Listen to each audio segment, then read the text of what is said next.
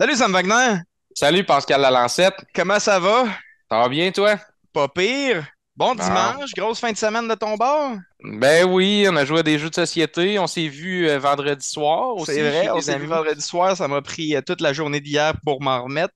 Ouais, c'est ça, on rajeunit pas, hein, comme on dit Pascal. C'est moins pire que nos premiers enregistrements d'épisodes, là. Ça me prenait plus longtemps qu'une seule journée m'en remettre. Mais là, il y avait le stress qui embarquait. Oui, Ouais, c'est ça. vendredi, c'était juste de plaisir. Ouais, c'est ça, c'est ça. Non, on s'est assagi quand même, là. On n'est plus habitué. Ouais, c'est ça. On n'est plus habitué. On va voir Mm. si c'est un effet de l'hiver ou ben non, si c'est une tendance qui se maintient dans le temps. Exact, on change l'heure bientôt, ça fait que j'ai bien hâte de voir qu'est-ce que ça va faire sur notre morale. Question de tendance qui se tient dans le temps. Bon, T'as-tu je le utilisé savais. l'application? Oui, j'ai essayé une recette à date, C'est vrai? les boulettes de crevettes qui étaient, ma foi, délicieuses, en plus d'être santé. Fait que je me suis comme senti bien, j'ai senti que je m'en allais dans le bon sens dans ma vie. Puis C'est non, non, mais blague à part, c'était super bon. Fait que j'ai essayé ça, puis j'ai essayé quelques exercices un peu que tu peux faire à la maison. Puis j'ai eu mal pendant 3 jours, fait que je n'ai pas refait encore. Mais Fait que est-ce que tu blâmes les exercices proposés par l'application ou ton manque de discipline au cours des quelques dernières années, mettons? je considère que quand on s'entraîne, c'est pas négatif d'avoir mal pendant 3 jours après. Tu sais, c'est comme des douleurs musculaires, ça en fait partie. Puis là, clairement, moins que tu t'entraînes, plus que les douleurs musculaires sont terribles là, quand tu recommences. Fait que ça m'a vraiment indiqué que j'étais très sédentaire, là. Fait que Il n'y avait pas de doute, là. t'es satisfait de leur service, là, tu sais, genre, t'es satisfait de leur recette, puis t'es satisfait de la douleur corporelle que ça t'a apporté, dans le fond. Ben oui, ça a l'air de rien, là, sérieux, là. C'est comme un genre de 15 minutes, là, 20 minutes, des fois, c'est vraiment pas long. Parce que tu fais ça avant de commencer ta journée de travail. Tu sais, moi, je fais ça ici avant de commencer ma journée, puis après ça, poup, tu te sens plus en shape, puis c'est vraiment pas long. T'as pas... Il y en a que t'as même pas besoin d'équipement. C'est ça que j'ai fait. J'ai rien parce que je bougeais pas. Mais il y en a de toutes sortes, puis c'est vraiment le fun parce que c'est pas trop, c'est moins impliquant qu'aller au gym. Tu sais, des fois, toi, tu vas au gym, mais c'est une autre affaire. Faut que tu te déplaces, faut que tu ailles là, tu sais, tout ça. Puis là, tu peux vraiment choisir ton niveau. Moi, j'étais allé avec débutant, puis puis tu peux vraiment choisir ton temps d'entraînement. Tu sais, si tu as rien que 10 minutes, ben, t'es mieux de le faire pareil. Fait que tu vas choisir un entraînement de 10 minutes, zip zap, c'est fait. Fait qu'il y a beaucoup d'avantages. Moi, je trouve, là, pour mixer ça dans une journée, je trouve ça plus facile qu'aller au gym. Ouais, puis t'es clairement pas dans un espace où c'est facile de cuisiner tant que ça, même si tu cuisines beaucoup, là, puis de faire de Ouais. l'exercice, tu sais, je veux dire, c'est petit chez vous, là, fait que t'es capable de bénéficier de tous les services de l'application, même si t'es dans un petit 3,5 au centre-ville, là. Ouais, fait que c'est accessible à tout le monde clairement, puis les recettes sont super faciles, là, tu sais, genre t'as pas d'ingrédients là, tu sais des fois là, des affaires fancy là, que tu vas pogner ça là, genre un vinaigre de je sais pas trop quoi là, que tu sais que tu réutiliseras jamais là, non, là, y a pas de ça là, c'est des ingrédients simples que tu peux trouver facilement, que tu vas pouvoir réutiliser pour d'autres choses, fait que non, vraiment satisfait à côté. Puis Puis satisfait ça t'a coûté combien jusqu'à là? à rien. Ça m'a rien coûté, puis c'est pas parce que on en parle. Ils donnent ça. Ils nous ont donné 3 mois en cadeau à moi et toi. Mais ils le donnent aussi à tous nos auditeurs, tout le monde qui nous écoute. Juste parce que tu nous écoutes, tu peux l'essayer pendant 3 mois. Fait qu'il n'y a aucune raison de pas le faire, là, je pense. Là. Non, non, surtout quand Tu on voit que les l'essayes. bénéfices sont là direct. Puis de toute façon, ça coûterait quoi? Ça coûterait 14,99 par mois pour continuer si vraiment, Ben, comme c'est ça. n'importe qui de sensé puis d'intelligent, tu te rends compte que c'est un service qui vaut la peine d'être maintenu, là. Ça coûte C'est pratiquement rien, ça. là. Ça me coûte ça, Ça genre, fait pas longtemps ça que. me coûte plus cher Ça que fait ça par 2 semaines aller au gym, là, tu sais. C'est ça, puis ça fait une semaine, je l'ai, puis je vois déjà qu'il y a de la nouveauté. Ça fait que, I guess que c'est ça, t'es pas à veille de faire le tour. Si tu veux continuer après 3 mois, 15 piastres pour avoir des idées de recettes, pour avoir des entraîneurs, puis tout, là, tu sais, c'est pas grand-chose, là. Non, non, ça a vraiment du bon sens. Puis comment ils font nos auditeurs pour bénéficier de ce 3 mois gratis-là? Ben là, il va y avoir le lien dans la description, là. Peu importe où ce que tu écoutes ça, tu vas avoir le lien en bas, koalapro.com, là, si je me trompe pas. Et puis, tu rentres le code promo Eureka03. Eureka Eureka, 03. ça te donne ton 3 mois gratuit d'essai. Fait que t'as Eureka, parce que aucune. c'est une calice de bonne idée. de Ben, c'est ça. s'inscrire à ce service-là. Ben oui. Puis en plus, 0,3 pour 3 mois. puis quand t'es en shape, puis quand t'as la tête claire, là, t'as des meilleures idées, fait que t'as plus de chances de redire Eureka après avoir eu ce flash-là. Un esprit sain dans un corps sain, hein, comme on dit, ça fait que ça va devenir un de tes mots préférés après. Probablement, oui. D'ailleurs, parlant d'Eureka, on recevait qui cette semaine? Olivier Dupont. Olivier Dupont. Olivier Dupont. Game designer pour une compagnie de jeux vidéo qui, comment il nous explique ça? Sa compagnie de jeux vidéo développe des jeux vidéo, mais qui sont en réalité des produits de santé publique, là. Ouais, ouais, ouais, Genre ouais. des jeux qui servent à faciliter l'éducation des enfants, puis qui servent à accompagner aussi des enfants qui ont des besoins particuliers pour leur mettre un cadre, intégrer des dynamiques de jeux vidéo finalement dans ta manière de gérer ta famille puis de gérer ta vie. La gamification en général, on voit ça dans plein d'applications, mais lui, il travaille Ouais. pour une compagnie qui fait spécifiquement ça. Puis il a travaillé aussi pendant longtemps dans d'autres compagnies de jeux vidéo ici à Québec, fait qu'il y a quand même beaucoup d'expérience dans le domaine, là. C'était super intéressant de jaser avec. Ben oui, puis Ce que je me rappelle spécifiquement de la conversation, c'est quand, puis toi, tu avais trippé là-dessus aussi, là, c'est quand il arrive puis il nous parle du fait que l'émergence des idées, c'est comme ta petite société intérieure qui débat, ouais. tu sais. Il y a tout Ah, un il y avait imaginaire qui colle à l'émergence de ses idées. ouais, il y a une façon de voir la créativité que j'avais jamais entendue, qui est vraiment intéressante, puis qui est une bonne manière de le voir, je trouve. C'est une manière qui était complètement différente de la mienne, là, tu sais, puis on en a parlé pendant le podcast, fait qu'on n'en parlera pas pendant 3 heures dans l'intro, mais ça l'a comme confronté nos deux manières de voir la patente, puis on s'est comme rendu compte que les deux, c'est ça, là, tu sais. Fait que c'était vraiment intéressant de voir de la manière que lui il voyait ça, qui était complètement différente que moi, tu sais. C'est pas parce puis tu sais, c'est ça, là, c'est toute une affaire de voix intérieure puis de discussion intérieure. Puis c'est pas parce qu'il est schizo, là. Il est parfaitement sain d'esprit, là. Il écoute juste Jusqu'à preuve du contraire, là. jusqu'à preuve du contraire, même s'il est quand même fucked up, Oli. Ouais, c'est ça. Mais il est super intéressant à écouter. Fait que j'avais hâte de sortir cet épisode-là, vraiment, là. Fait que sinon, l'autre affaire, là, si ça te tente pas d'avoir 3 mois gratis là, pour te mettre en forme, tu veux absolument pas bien manger puis faire du sport. Puis c'est Il y a vraiment d'autres. trop petit chez vous, là. Tu sais, genre, t'as Ouais. l'espace d'un garde-robe, fait que c'est impossible de faire les exercices que toi tu fais dans ton trois et Mettons demi. que si Qu'est-ce tu qu'on vis fait? si tu vis comme au Japon, là, dans les lits là, que tu fais, tu sais, les petits cubicules, là, que Un c'est juste un lit, tiroir, là. là, ouais, Ouais, c'est c'est ça. ça. Que tu peux pas, admettons, puis que tu veux nous encourager, pareil, d'une certaine manière, tu fais juste liker, mets des commentaires. Hey Pascal, tu iras voir le commentaire YouTube qu'on a reçu sur un des vidéos. Tu t'es tu t'es fait roaster, mon gars. Mais C'est non! l'enfer. C'est le premier commentaire aussi méchant. Puis ça m'a fait bien rire parce que, tu sais, c'est colon, là, tu sais, c'est que... Mais j'étais en train de me demander si c'était pas un de tes chums, tu sais, parce que ça se peut que ce soit un de tes chums qui est en train de te niaiser, là, c'est vraiment colon comme commentaire. Mais Je vais aller voir, on l'intégrera au montage, voir. ben, tu iras le lire avant, là, voir si ça te tente. Mais sinon, ben, c'est ça, participer à la communauté, là, que ça soit en bien ou en mal, vous voulez roaster Pascal ou moi, let's Allez-y. go, ça fait rien que de la réaction, ça nous aide dans les algorithmes. Fait qu'un like partout sur TikTok, Instagram, Facebook, ça, c'est une manière gratuite de nous encourager, puis ça nous aide, ça a un impact réel. Fait que, qu'est-ce qu'on boit aujourd'hui, Pascal? Moi, j'ai une Ogunquit 3000. OK? Une bonne IPA. Moi, j'ai de quoi de plus fort un peu. La Grande Oasis Double NE IPA. Ouais, Toujours de la... On est toujours de content. de la Ouais. Barberie. La Barberie, calvase. Hey, Léo, Léo, tu couperas ça au montage. C'est l'enfer. Non, ça, Nos deux barberies préférées, on les a choisies pour l'épisode, là. Genre, on boit ce no- que ça nous tente. c'est ça, effectivement. On les a vraiment sélectionnés. Ça fait que c'est des bières qu'on aime. Ben, comme toutes les bières de la Barberie, là, honnêtement. Mais ça, c'est dans nos préférés. Mais on a préféré aussi la José Galaxy, là, qu'on aurait pu. Ça aurait pas été étonnant qu'on arrive les deux avec la même, là. Non, non, c'est vrai que la José Galaxy, les deux, on l'aille pas partout. Puis là, cet été, là, mec, que le soleil il revienne, là, puis qu'on rechange l'heure, là, puis qu'il fasse clair plus longtemps, on va se mettre à boire de la sûre de la Barberie.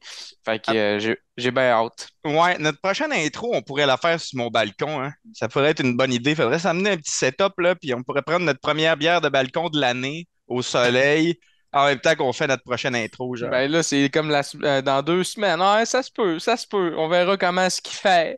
Ben, puis j'ai même pas vu ton appart encore. Mais en tout cas, sur ce, Sit back, enjoy enjoy, and and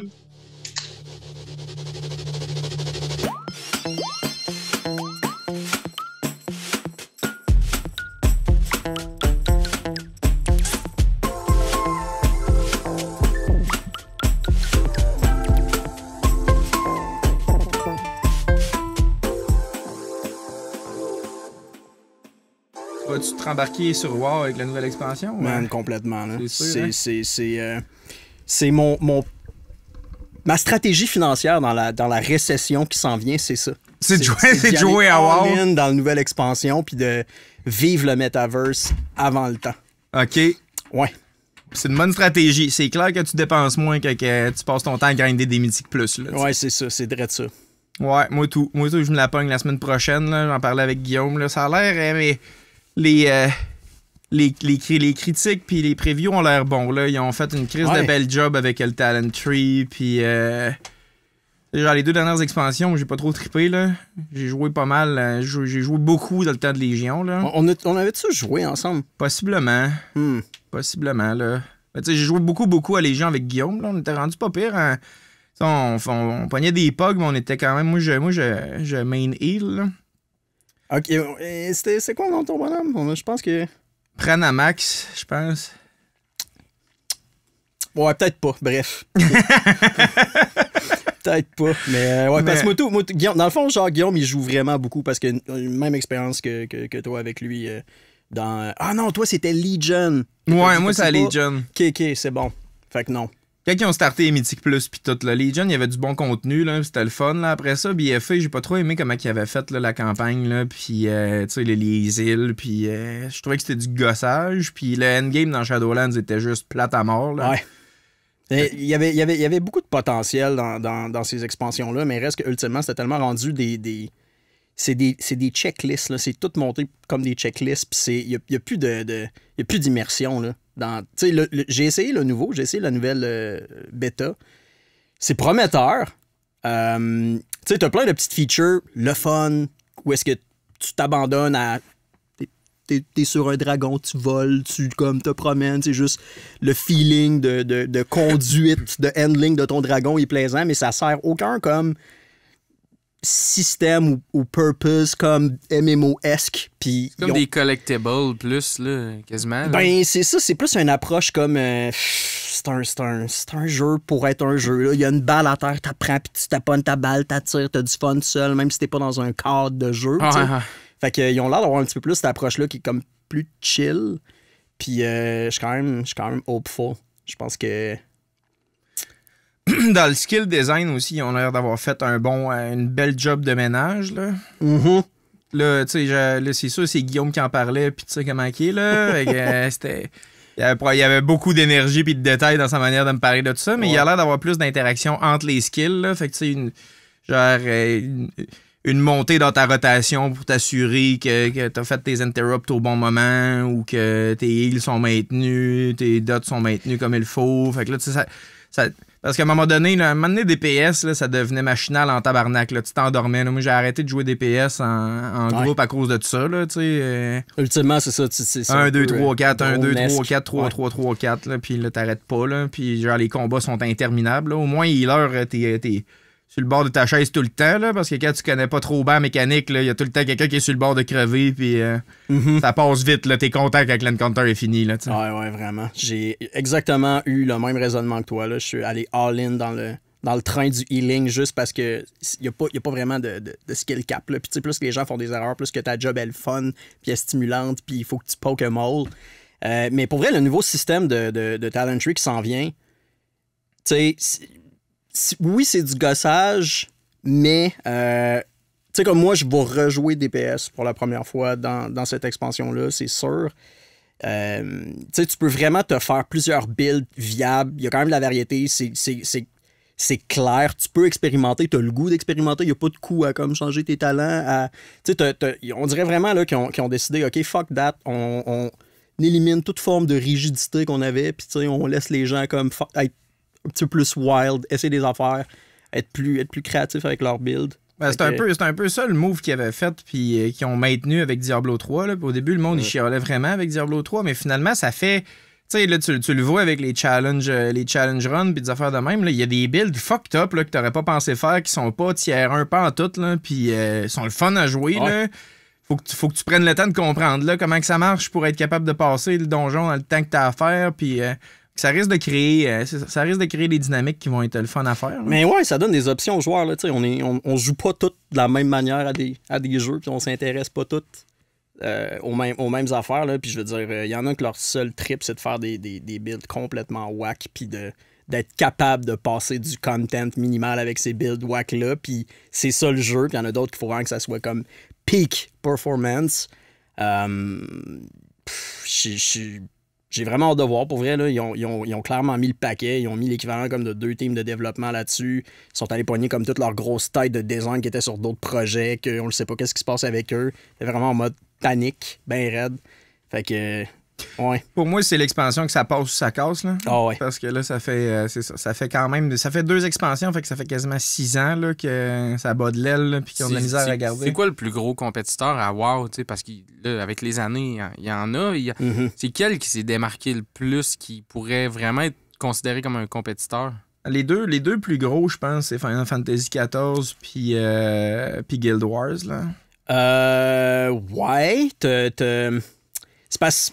Mettons, dans les MMO, tu sais, t'as aussi Lost Ark, là, qui ont... je sais plus en ce moment, par contre, côté chiffre, si c'est pas pire, mais quand c'est sorti, ils ont quand même coté fort. Ils ont même pogné du monde à Final Fantasy. Mais, tu sais, juste le genre MMO, ça bat un petit peu plus difficilement de l'aile. Tu sais, tous les jeux compétitifs qui sont en train de rentrer sur le marché, puis qui continuent d'être sur le marché, ça reste pesant, là, aussi. Tu sais... Les nouveaux gamers qui rentrent dans le marché sont moins de l'angle de vouloir s'investir dans un monde vraiment, puis sont plus du genre à vouloir owner des skills qu'ils vont pouvoir utiliser dans différents projets, puis devenir comme des gamers. Là. C'est une job maintenant, faire ça. Ouais. Fait que, ouais, tu sais, je pense que l'industrie du jeu, tous les genres confondus, sont officiellement rendus comme en guerre entre eux. Là. Fait que, moi, j'ai joué à Elder Scrolls Online parce que j'étais un gros fan là, de la série Elder Scrolls. Puis j'étais comme, ben oui, c'est ça que ça prend, tu sais. Puis ça a mal commencé. Je sais pas si t'as joué un peu, là. Je sais pas si t'as... Un peu. J'ai joué un peu. J'étais intéressé à savoir. Ouais. Ça a starté difficilement, là. Ça avait des mauvaises critiques, tout ça. Puis je pense qu'il s'est rendu bon. J'ai rejoué récemment, puis c'est vraiment rendu bon. Je sais pas quel genre de part de marché qu'ils ont. Mais c'est vraiment intéressant. Justement, tu parlais de mélanger les skills puis de faire des builds qui ont comme pas rapport. Elder Scrolls, il était construit de cette manière-là. C'est ça que je trouvais intéressant. Tu peux juste décider de te pogner un arc à flèche, même si tu es un magicien. Puis là, tu vas te faire un build que tu vas des fois tirer à l'arc. Puis tu vas aller chercher tel skill que ça te donne. Puis tu vas mélanger ça avec de la magie de feu. Puis là, tu vas... Fait que je trouvais ça intéressant plutôt qu'avoir des classes bien définies. Ouais. Tu fais rien que faire ce que ça te tente de faire, puis tu vas finalement débloquer des skills là-dedans que tu vas pouvoir mélanger puis créer un style de jeu. T'sais. Je trouvais ça intéressant, mais je ne sais pas à quel point ça l'a pogné tant que ça. T'sais. Je sais pas comment que ça se débrouille sur le marché. Ça existe encore. Ils sortent encore des expansions. J'ai pas checké des chiffres récemment là-dessus non plus, mais je le sais qu'ils ont quand même un créneau, là, ben, tu l'as nommé, ils se prennent pas tellement au sérieux, mais en même temps, mettons, sur l'angle, ils ont l'air d'avoir un angle narratif qui se prend vraiment au sérieux. Là, comme moi, ce que j'avais, j'ai joué quelques heures, puis c'est vraiment une expérience solo dans laquelle tu peux leveler, puis c'est un MMO, puis ce qui est quand même intéressant, là, c'est Elder Scrolls. Ce que je trouvais cool, c'est que plutôt que dans World of Warcraft, jouer solo, c'est poche longtemps, là, tu tues le même monstre pendant 2 heures pour essayer de pogner des yeux de fée, là, puis genre là, t'es comme... Mais je fais quoi, là, dans le fond? Là, je suis à l'usine, moi, tabarnak, là? Genre, je joue pour avoir du fun. Tandis que Elder Scrolls, que j'avais trouvé intéressant, c'est que t'as vraiment des histoires, tu sais. Il y a des missions que c'est juste de parler à du monde, là, tu sais. Fait que c'est beaucoup plus immersif. Je trouvais ça intéressant dans l'aspect du MMO que je trouvais qu'il manquait. Puis il y avait quand même au départ, là, avec World of Warcraft, tu sais, c'était immersif parce que c'était comme dans les premiers, tu sais. Mais quand tu regardes ça aujourd'hui, c'est le monde qui était gros puis rentré dedans. Là, la première fois que j'ai rentré, tu sais, moi j'ai commencé à jouer à WoW Day One, là, sorti en 2004. Là, puis j'avais joué à Warcraft 3 énormément avant. Là, fait que de créer mon personnage, sortir avec mon mort-vivant de la crypte au début, là, puis qu'il y avait full de monde, c'était. Il n'y avait pas d'expérience comparable à ça. Là, c'est un peu dépassé. Là. Puis c'est des vieilles mécaniques aussi. Puis c'est beaucoup organisé autour du endgame. Là. C'est juste un passage obligé là, de grinder pour atteindre le max level. C'est après ça que les vrais challenges arrivent. Puis ce qui accroche le monde, c'est comme la raison pour laquelle je joue, puis l'aspect game design de WoW qui fait que j'y reviens, c'est le endgame. Puis c'est une mécanique qu'ils ont intégrée plus tard, puis c'est les Mythiques Plus, puis c'est du PvE compétitif. Là, fait qu'il faut que tu passes au travers des donjons que tu connais, mais il faut que tu connaisses le layout parfaitement. Il faut que tu aies une équipe qui est bien huilée. Puis là, tu levelles tranquillement, pas vite, la difficulté du même donjon. Tu refais jamais le même, c'est un peu aléatoire. Là, puis, Mais Blizzard, c'est un studio qui est spécialisé dans le compétitif, là. Dans le jeu compétitif. Là, son essence, vraiment mis là-dedans. Là. Tu sais, c'est-tu d'ailleurs un des premiers studios qui avait genre des tournois de ça, tu sais, ben là, c'est-à-dire... avec StarCraft, il domine encore la compétition du jeu vidéo avec StarCraft, là, c'est ça, puis Counter-Strike, c'est pas mal les deux... StarCraft, encore, au niveau du e-sport? Ouais, StarCraft, il y a encore des gros tournois de StarCraft, là, c'est une grosse affaire encore en Asie du Sud-Est, là, il y a des compétitions... Les compétitions où tu peux gagner des très très gros montants là, à jouer à StarCraft. Puis t'as des pros de StarCraft, là, tu les vois faire le game. Là. C'est-tu StarCraft comme l'original? C'est StarCraft 2 qui. Ok, avec le 2 puis tout. Puis tu sais, puis dans ce créneau-là, c'est. Ce qui a remplacé les RTS pas mal, à mon avis, dans le monde du jeu vidéo, c'est les MOBA. Là, parce que. Ouais. Puis encore là, ça vient de Blizzard. Là, c'est Warcraft 3 avec son éditeur de jeu, que tu pouvais faire des mods directement avec le jeu, qui a permis de créer le MOBA, parce que t'avais des héros directs dans ton RTS là, dans Warcraft 3. Là, c'était ça la grosse innovation qu'ils avaient amené. Puis le monde a trippé vraiment sur le fait d'utiliser le héros dans ce contexte-là. Fait qu'ils ont le type de jeu, c'est Dota, qui était un mode de Warcraft 3 qui a émergé de tout ça. Puis à cette heure, Dota, il y a des grosses crises de compétition aussi. Ouais. Là, tout est un joueur de Dota. Pas tant, en fait. Okay. J'haïs pas ça, mais je suis vraiment pas bon. Puis, ou juste correct bon, quand je joue mon rôle, mais ça me crée énormément de frustration. Là, jouer avec une équipe de monde que tu connais, un jeu comme ça, c'est tel que tel, mais quand t'es juste en POG, puis qu'il y a du monde qui troll ou qui joue mal le game, là, t'es pogné. C'est des games qui sont longues. Là. T'es pogné une demi-heure, 45 minutes, 1 heure à perdre. Là. Tu le sais là, que ça relèvera pas. Là. Ouais. Puis tu te fais rien que décrisser, puis t'es tout le temps en train de mourir, de repartir à ta base, puis ça avance pas. Puis, C'est un peu le feeling que j'avais avec Gears of War. J'ai joué beaucoup à Gears of War 2. En ligne, là, en PVP, c'était de la grosse compétition, mais c'était tannant parce que tu rentrais dans une game, puis les premiers encounters que tu faisais avec ton ennemi, tu le savais. Genre... Puis il y avait énormément, à cette époque-là, beaucoup de problèmes de ping. Je sais pas si j'ai le bon terme, c'est pas moi qui est le pro là-dedans, mais tu voyais qu'il y avait la personne qui hostait le serveur de cette game-là, qui était complètement au hasard. J'imagine qu'il choisissait la personne qui avait une des meilleures connexions. Là, avait un avantage, man, incroyable. Il était surpuissant, c'était plate pour ça. Mais le monde a joué énormément à ça, là, ce mode-là en ligne. Puis c'était du gros... t'es sur le point, sur le bout de ton divan, là, puis t'avais 4 armes, là.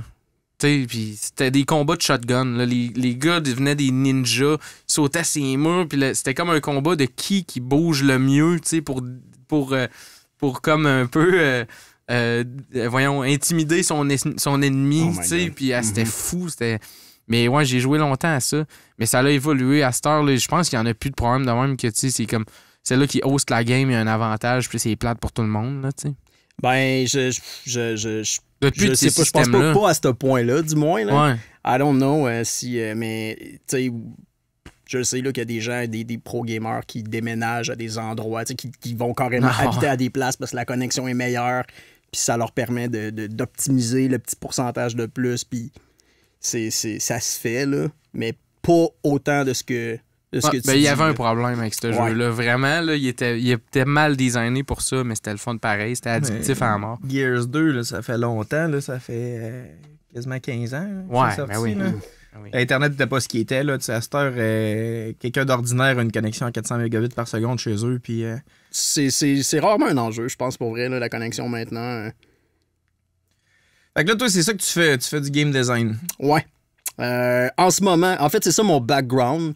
En ce moment, ce que je fais, écoute, c'est très, très varié, c'est très large. Là, je travaille dans une startup où on développe un produit qui est une app pour accompagner les familles qui ont des enfants TDAH ou sur le spectre de l'autisme à développer leur routine par des mécaniques de gamification.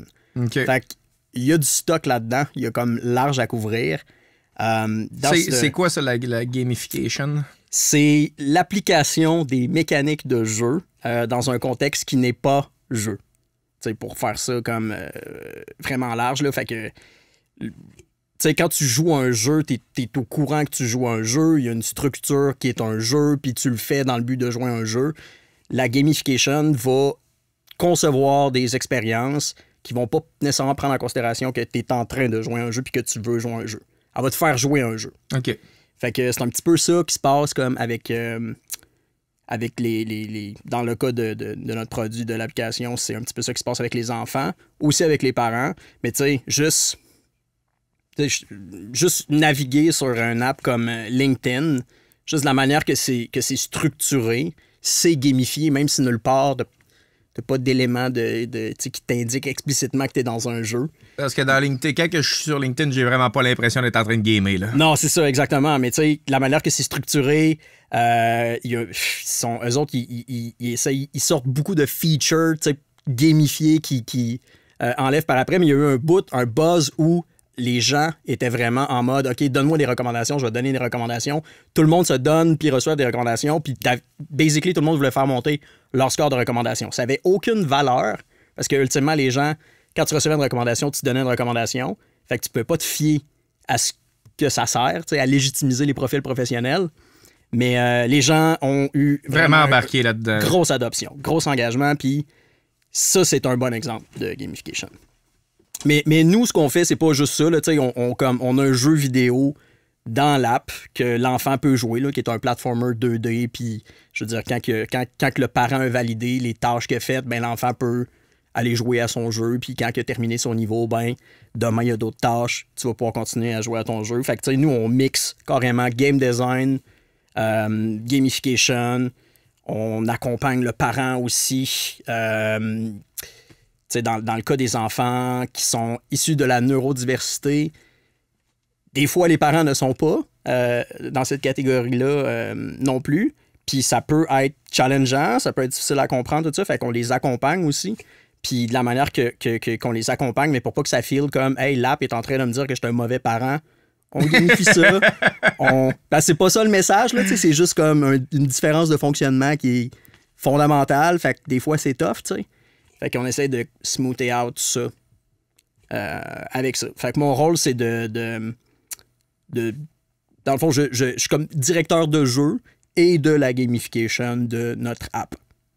Puis tu vas chercher tes stratégies de gamification comment? Avez-vous des experts avec vous autres qui vous organisent ou c'est toi-même qui as été chercher cette information-là puis qui fait des tests puis tu fais un petit sondage pour savoir combien de parents t'as fait brailler parce que tu leur as dit que c'était des mauvais parents tous les mois? Puis, idéalement, ouais.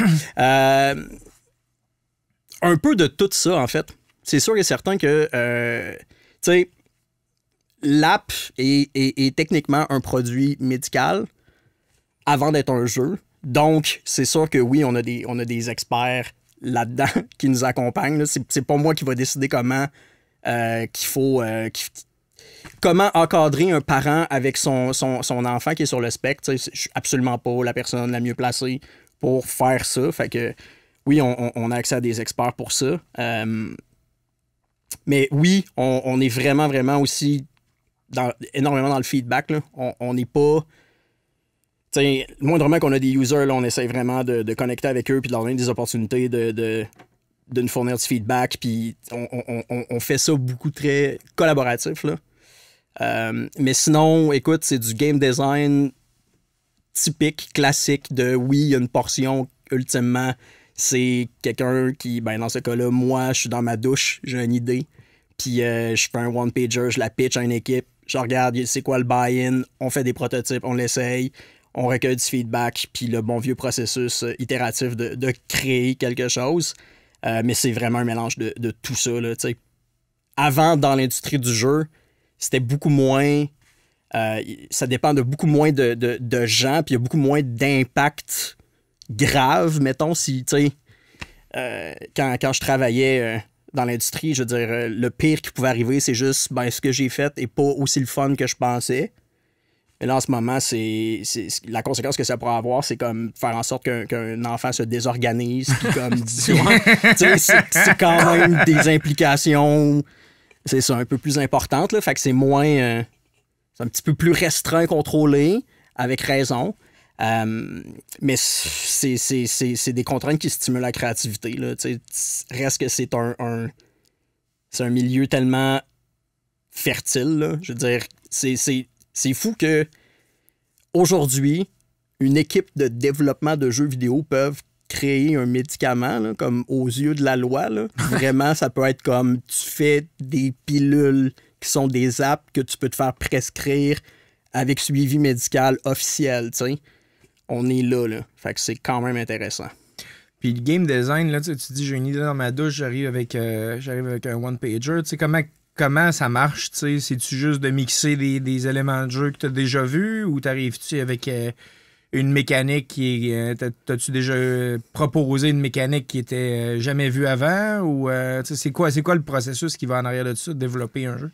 Il y a comme tellement de processus différents, tellement de frames, puis chaque personne a sa méthode, là, c'est vraiment propre à chacun. Là. Il y en a que, oui, ils vont essayer beaucoup d'autres produits, puis faire une espèce d'agrégation, puis mixer ça ensemble, puis bon, ça va donner quelque chose. Moi, je suis un petit peu plus... on a tout un inconscient, on a toute une espèce de... Moi, je suis très inconscient. Là, mais... Toi, t'es très inconscient. On a toute une petite société de petites bibittes à l'intérieur de nous là, qui se parlent entre elles puis qui... Bon, tu sais, ils ont une culture, ils ont des scientifiques, la science, tout ça. Tu sais, c'est une petite société. Puis tu sais, ça existe comme métaphysiquement, bien entendu, ça. Puis c'est là... Tu peux pas communiquer directement avec elle, puis elle peut pas communiquer directement avec toi, mais comme ils sont plugués sur moi. La petite société, là. La petite société est comme, imaginons-la dans notre ventre, là. OK. Puis elle est connectée avec tes sens, mais pas directement à tes yeux. Tu sais, comme sur le bout de ton cerveau qui interprète l'input sensoriel. OK. Puis des fois, cette petite société, tu sais, toi, t'es comme la planète là, de cette petite société-là, puis des fois, comme, en tant que planète, la petite société, comme, va te parler, va t'amener à l'analyse tout qu'est-ce que tu fais. Parce qu'elle a pris, genre? Ou Ben, peut-être. Peut-être qu'elle te worship ou... Est-ce que nous, on worship pas notre planète, mais comme on pourrait, en même temps, ça serait pas cave, en fait, tu sais. Mais bref, il y a cette petite société-là qui existe comme en dedans de nous. Puis je dis dans le ventre parce que souvent, ben, la manière que ça s'exprime créativement, c'est un gut feeling. T'as juste l'impression très abstraite que dans la direction dans laquelle je m'en vais, ça a du sens, même si je comprends pas encore tout à fait pourquoi. Puis, pour moi, la créativité, c'est de me mettre dans des environnements où ma petite société va me communiquer ses analyses de tout le data que j'y feed. Fait que concrètement, tu sais, je me mets dans des positions où je vis des expériences, peu importe le type d'expérience, t'essayes de regarder ça vraiment, là, OK, c'est une expérience, j'observe, puis j'en fais partie, whatever.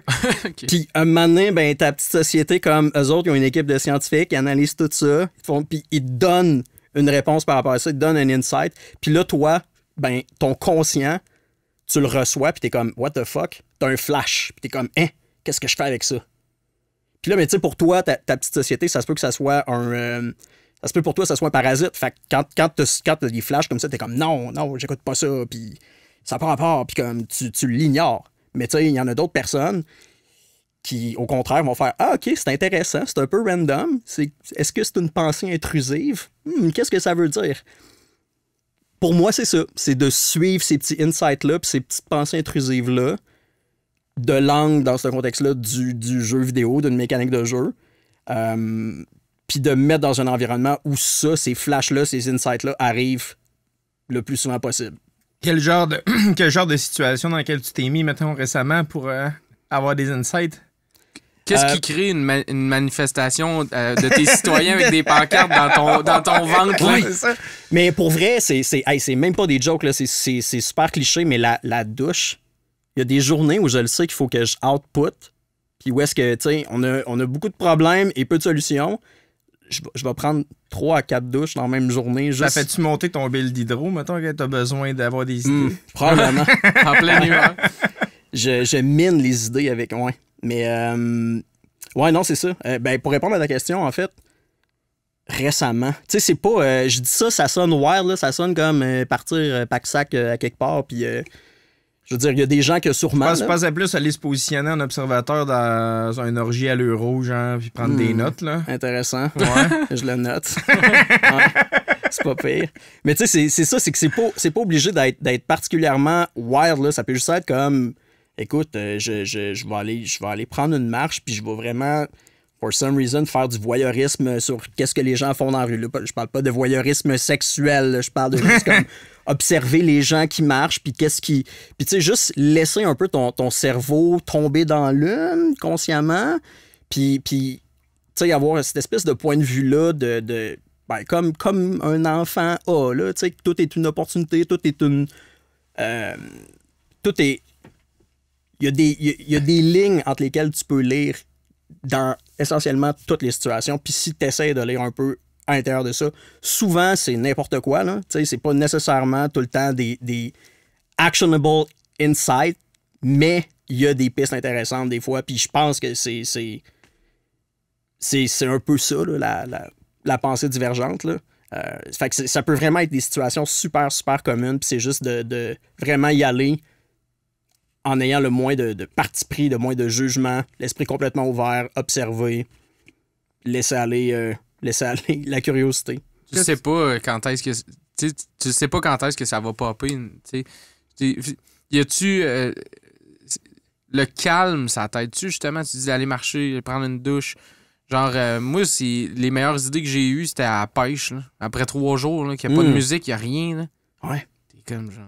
Ton cerveau, il cherche de quoi à faire. Là, là t'inventes des affaires. Là, t'es comme, hey, OK. Moi, Quand je suis dans le bois et que j'ai pas de stimulation pendant longtemps, je me mets à chanter. Incontrôlablement. Là, je chante, j'invente des tunes qui n'existent pas. Puis c'est comme... Ça sort de moi comme du vomi. Là. C'est comme si... vu que mon cerveau est pas stimulé, il cherche à stimuler lui-même puis il come up avec des idées. Puis je trouve ça intéressant. T'sais. Ouais, c'est ça. C'est la curiosité. C'est tu chasses la stimulation. Ouais. Personnellement, ben, je sais pas en fait si ça vous fait ça, là, mais beaucoup, principalement, ça va arriver en plein milieu d'une discussion. Là. Comme là, dans le contexte, tout ça, je suis absolument convaincu qu'à la suite de cet enregistrement, je vais avoir des idées, je vais me sentir inspiré. Juste d'avoir des discussions sur des choses que... Prendre des positions que t'as pas aussi des fois, là, straight up, là, carrément... starter un débat là, qui n'a pas vraiment rapport, puis juste fais comme si tu étais vraiment d'une opinion X dont tu te fous. Pis... Comme on a fait, on a essayé l'autre fois d'enregistrer un after show, je pense pas que ça va voir le jour un moment donné, mais on avait picolé un peu, là, la bière de la Barberie était bonne, puis on a pogné le mood de juste s'astiner. Ouais. Puis on prenait chacun un parti, mais on y croyait pas vraiment à notre affaire, puis on se criait après.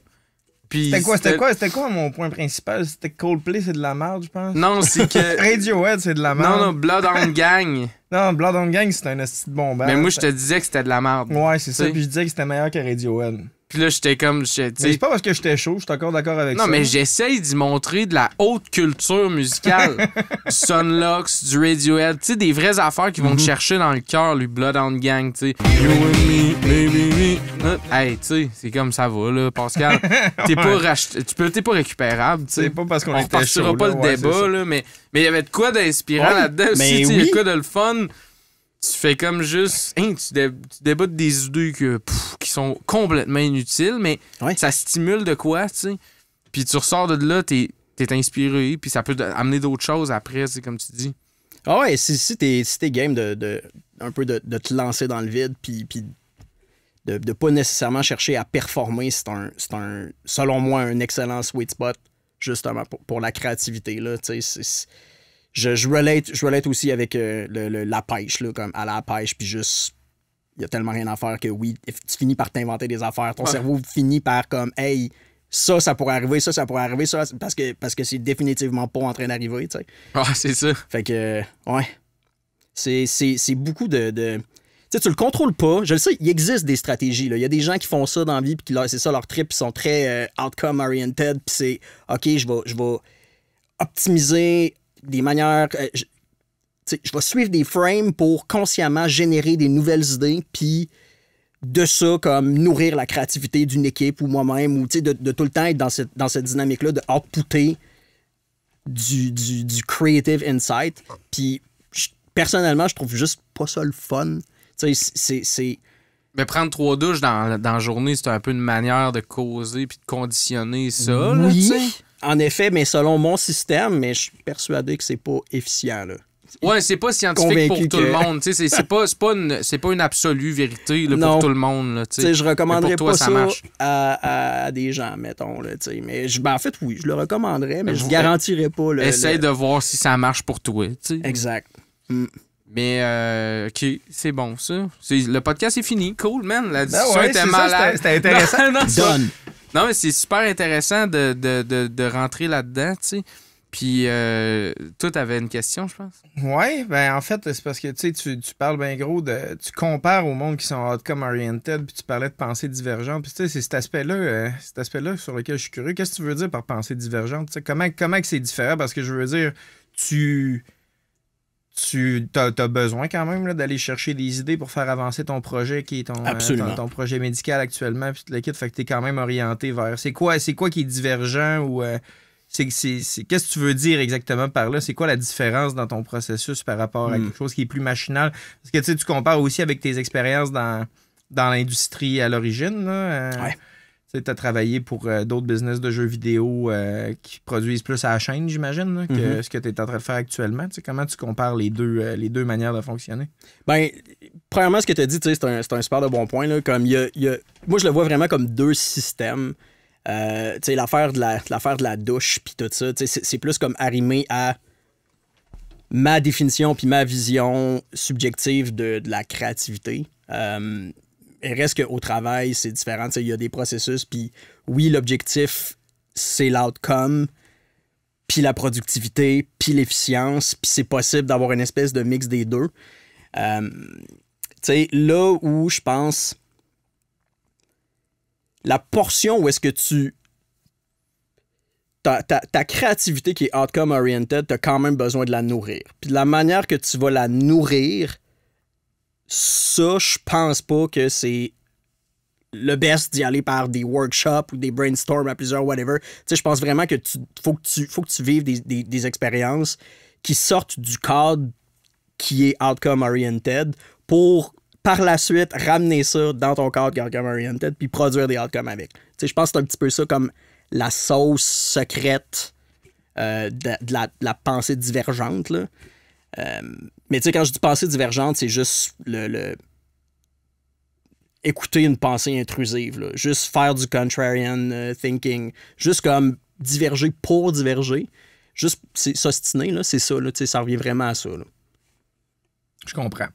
Puis t'as cette start-up-là, t'as-tu parti ça? C'était-tu ton idée à base de partir ça? Ou ben t'as jasé avec du monde qui faisait ce projet-là, puis ça t'a attiré, puis t'as décidé de quitter ce que tu connaissais?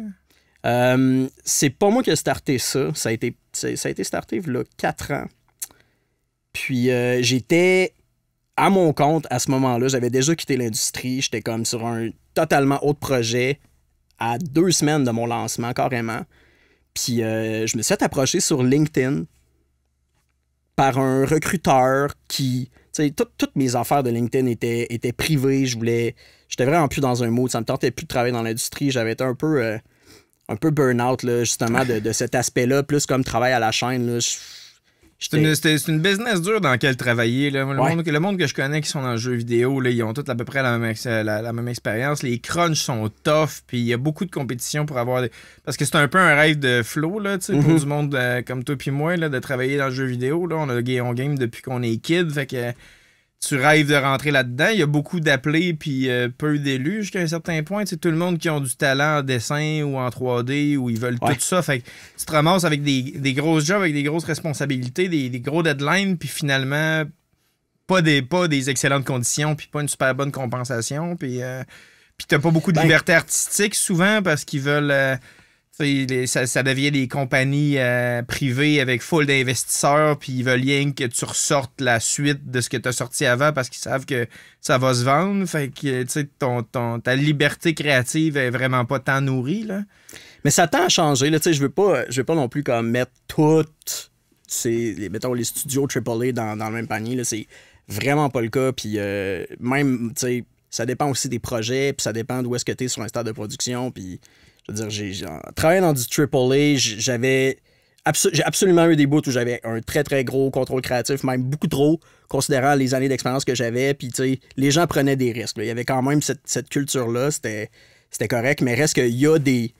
Maintenant, il y a des projets qui sont développés par 2-3 000 personnes éparpillées sur la planète, puis forcément, il faut de la structure, puis forcément, ça devient vraiment comme une usine. Tu sais, t'as une liste de tâches qui t'est donnée à tous les jours et tu dois comme exécuter sur celle-ci. Puis ça peut quand même être créatif, ça. Il y en a qui aiment ça comme ça. Il y en a que c'est ce type de contrainte-là puis cette structure-là qui est nourrie, puis c'est bien legit. Mais rendu là, tu sais, ça dépend. Là. Ça dépend. Qu'est-ce que t'aimes-tu ça prendre des risques? Est-ce que t'aimes ça Est-ce que t'aimes ça être stressé puis de te dire comme OK, ce deadline-là dépend de ma capacité d'arriver avec une solution, sinon comme toute l'équipe en souffre, t'sais. Est-ce que c'est une situation qui te plaît, ça te drive-tu? Oui, non, puis décide en conséquence, là. Moi, personnellement, ce que j'aime d'être dans un plus petit studio, dans un studio indie ou je sais pas comment qualifier ça, là, comme en ce moment. Mais ce que j'aime, c'est que tout le monde a un impact gigantesque à tellement de niveaux. Là, comme moi, je vais faire du game design, je vais faire de la direction de production, de la RH, du business development, puis toutes ces affaires-là, ben, si je le fais pas, personne ne le fait, puis on est dans la marde. Puis ça m'amène quand même à cruncher comme avant dans l'industrie du jeu, sauf que ce type de crunch-là, même s'il est moins payant, même s'il est plus stressant, puis tu vois l'impact. Tu checks sur une feuille Excel, puis t'es comme, mais c'est un mauvais deal dans le fond, mais non, là, oui, c'est ça, tu vois l'impact plus.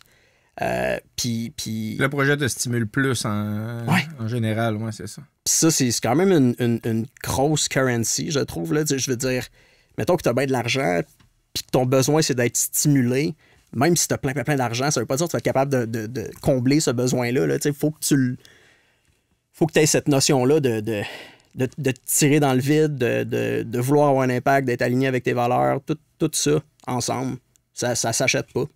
Vous êtes combien à travailler dans ta business à peu près? Là, on est 9. Ah ouais, OK, c'est vraiment petit. Là. Oh, oui, c'est tout petit. Là. On est vraiment en mode comme on garde ça le plus petit possible. On a le plus de contrôle sur les trucs respectifs. Puis c'est ça, là, ça fait 4 ans là, que ce projet-là... T'sais, moi, ça fait 2 ans que j'ai rejoint. Es-tu encore en phase expérimentale ou ben non, c'est comme c'est distribué, il y a des médecins qui s'en servent? Toujours en phase expérimentale. Toujours. Ouais, mais ça existe aussi, je veux dire, c'est ça. Vous pouvez la downloader, l'app, là, tu sais, comme elle est disponible. Puis, oui, elle existe depuis. C'est quoi le nom déjà? C'est Kairos. OK. Ça s'écrit comment? Hein? Kairos. OK. Puis, ouais, c'est ça. C'était... Moi, j'ai commencé à travailler là, c'était déjà disponible, puis l'app existait déjà. C'est là, ça. comme... Mais c'est ça, c'est toujours en développement, c'est toujours en développement. C'est une start-up. Là. On est arrimé au marché, on identifie des opportunités.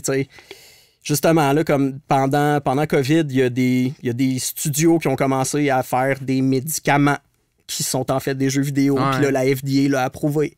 Fait que là, c'est une belle opportunité. Il y a d'autres studios qui sont en train de faire le même pivot avec des gros noms, tu sais. Fait que ça commence à se brasser. Là, on le sent que il y a de la reconnaissance. Il y a de la reconnaissance, il y a un appétit. Puis toutes ces années-là déjà qui ont été faites, là, c'est tellement de monter une équipe de développement web, monter une équipe de développement de jeu, puis tout arrimer ça ensemble avec un oversight qui permet la construction d'un produit médical, c'est complexe. Ça nécessite beaucoup beaucoup d'essais et erreurs. Fait que tu peux pas partir ça du jour au lendemain. Fait que on est encore en mode expérimental, mais en même temps, on est vraiment bien positionné. Là, on est comme dans le spot que c'est ça. On sent que c'est sur le bord d'aller à quelque part. Là. Puis là, ton background n'était pas nécessairement là, mais tu dis que tu fais du RH, du développement d'affaires, puis le kit, il y a comme t'as de la créativité là-dedans aussi. Là, c'est tous des problèmes auxquels tu n'avais jamais fait face. Là, comment ça se passe ta transition vers l'aspect plus business? Comment tu gères ça? Parce que tu parlais de risques créatifs tantôt en business, tu peux moins te permettre là, de prendre des risques pour trouver une solution. Il y a des barrières auxquelles tu fais face en termes de financement, en termes d'accès à de la clientèle, que faut que tu sois créatif pour surmonter ces problématiques-là, mais je veux dire, ils vont arriver. Tu peux pas te laisser aller puis agir n'importe comment. Là. Non, définitivement pas agir n'importe comment. Je pense que tu n'as pas le choix de prendre des risques, par exemple. Là. C'est ça c'est tout ce que tu as. Là. Quand tu es tout petit puis quand tu n'as clairement pas le budget dont tu as besoin pour réaliser ta vision. Moi, quand je me suis fait engager pour cette compagnie-là, c'était vraiment pour un poste de game designer, ben vanné, typique, puis comme c'était correct. Puis là, en rentrant là, j'ai vu que il y avait plein d'opportunités de l'avant et je les ai saisies. Mais oui, tu sais, c'est un environnement où tu le sais, là, tu le sais qu'est-ce que tu veux faire, mais tu peux pas le faire. Tu n'as pas le budget. Tu es toujours en situation où est-ce que tu as comme le 1/10 du budget qu'il te faut. Puis tu es toujours la perspective, OK, mais c'est quoi, avec les 10 000 contraintes que j'ai là, c'est quoi l'affaire que je peux faire qui va nous amener le plus proche possible de ça? Puis t'as pas le choix de juste comme, OK, let's go. Tu y vas, puis tu serres les dents, t'es comme fuck, tout pète, puis là, hop. Ah, OK, ça a donné quelque chose. Finalement, ça marche. Puis là, tu feel good. Ah, puis là, c'est quoi un exemple d'un asti de bon coup là, que vous auriez pu faire récemment ou ben non, une idée de génie là, que tu as eue, là, que vous étiez bien dans la merde, puis tu as réussi à revirer ça de bord? Mais là, on est comme à l'étape. Là, tu le sais pas tant qu'il n'est pas. Là, on est sur le point d'en avoir un moment comme ça. Mais non, je ne veux pas en parler de ça. Je ne veux pas en parler tout de suite. Ça serait de le jinxer. Ben, en fait, je veux dire, littéralement, j'ai un NDA, là, je peux pas en parler. OK. c'est plus ça, là. Mais non, j'ai pas... tu sais, depuis que j'ai été engagé pour cette start-up-là, je travaille activement sur une feature, une fonctionnalité qui vise à élargir... Ton NDA, là, il est jusqu'à temps que ça se réalise. Là. On peut faire sortir ton épisode n'importe quand. Là. Tu vas en avoir parlé rien que... dans 6 mois, mettons, là. Non, c'est sûr que j'en parle pas. Il y aurait probablement pas d'enjeu, en fait, là, mais c'est juste, tu sais, je vais le laisser. T'as raison, je veux pas le jinxer. Mais reste que, tu sais, dans le fond, l'objectif, nous autres, c'est qu'il faut qu'on intéresse un bassin d'enfants qui sont des petits gars, des petites filles, des petits, tout ce que tu veux, entre 6 et 12 ans. Ouais. Puis, faut que tu les convainques over time, là, plusieurs jours consécutifs, parce qu'on a un modèle subscription-based. Fait que plus que longtemps que le user utilise le jeu, bien plus qu'on fait de l'argent. Fait que c'est de convaincre tout ce bassin très, très, très large-là et avec beaucoup, beaucoup de compétition de continuer à avoir du plaisir avec notre jeu parce que ça équivaut à faire ses routines, faire ses tâches, accomplir ses tâches ménagères, ce qui équivaut à moins de friction pour le parent, ce qui équivaut à un parent content qui continue à payer pour l'app. Fait que tu sais, comme... C'est ça, parce que le petit platformer 2D, là, qui est comme sa récompense, là, quand il fait ses tâches, il s'en revire d'abord, il se log sur son PlayStation, joue à Minecraft. Là. Exactement. C'est ça la compétition. Là. C'est exactement ça. Puis, tu sais, c'est... Quand je suis arrivé dans l'entreprise, c'était ça mon constat. Là. C'était comme, OK, il y avait beaucoup d'énergie puis d'aspiration avec ce platformer-là, mais il n'y avait pas eu, mettons, d'analyse, je pense, en macro que, sur un jeu mobile, faire un platformer 2D, est-ce que c'est ça qui va permettre de rejoindre le public le plus large? Oui, ça va aider d'aller chercher les petits gars TDAH, mettons. Là. C'était ça le raisonnement qui se voulait. Là. Oui, ça répond un peu... Ça va chercher une certaine niche. Là. C'est ça, mais on veut pas juste ça. C'est plus large que ça. Fait que de cet angle-là, c'est OK, ben faut que tu designes un jeu qui va chercher plus large que ça, mais ton équipe de développement peut pas dépasser 4 personnes et demie.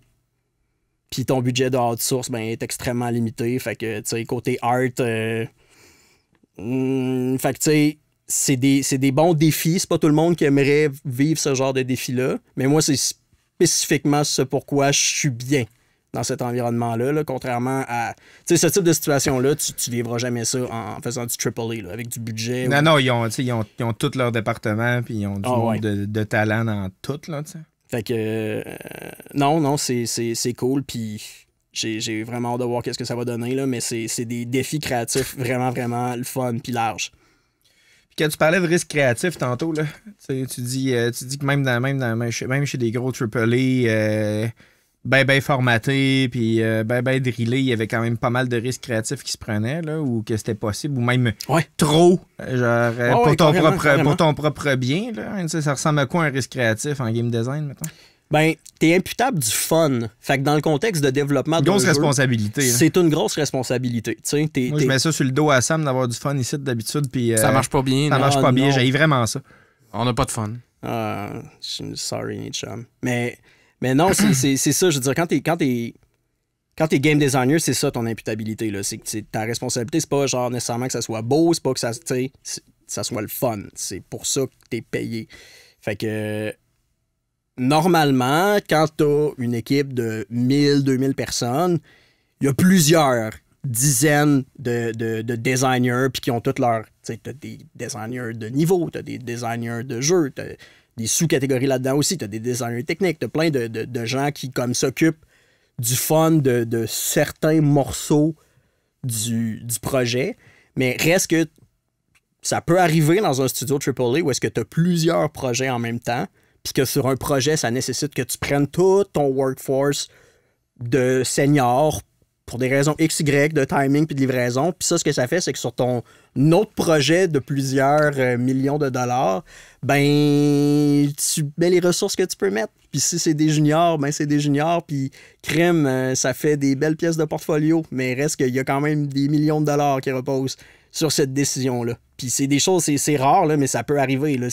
Ça reste des business. Le jeu vidéo, c'est incroyablement messy. Faut que tu t'adaptes.